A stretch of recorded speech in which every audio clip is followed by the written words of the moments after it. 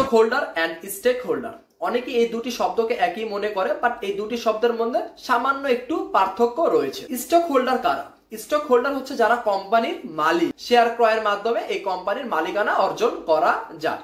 এখন stake holder কারা? যারা কোম্পানির মালিক নয়, বাট কোম্পানির সিদ্ধান্ত তাদের জীবনের উপর প্রভাব ফেলে, তারাই হচ্ছে স্টেক হোল্ডার। মনে করুন আপনি লাইফবয় সাবান ইউজ করেন, সো লাইফবয় সাবানের বর্তমান মূল্য 50 টাকা। এটার মূল্য যদি তারা বৃদ্ধি করে তাহলে দেখা যাবে আপনার ক্রয় করার মানসিকতা হয়তোবা একটু চেঞ্জ হতে পারে, হয়তোবা আপনি অন্য সাবানে সুইচ করতে পারেন, কিংবা এই সাবানটি একটু কম ইউজ করতে পারেন। এই যে তাদের একটা সিদ্ধান্ত আপনার উপর যে প্রভাব ফেলছে, এই জন্য আপনি হচ্ছে ওই কোম্পানির স্টেক হোল্ডার। বাট যারা এই লাইফবয় সাবান ইউজ করে না, তারা এই কোম্পানির স্টেক হোল্ডার নয়। শুধুমাত্র তারাই স্টেক হোল্ডার হবে যারা কিনা ওই কোম্পানির সাবান ইউজ করে। আশা করি বুঝতে পেরেছেন স্টক হোল্ডার এন্ড স্টেক হোল্ডারের মধ্যে পার্থক্য।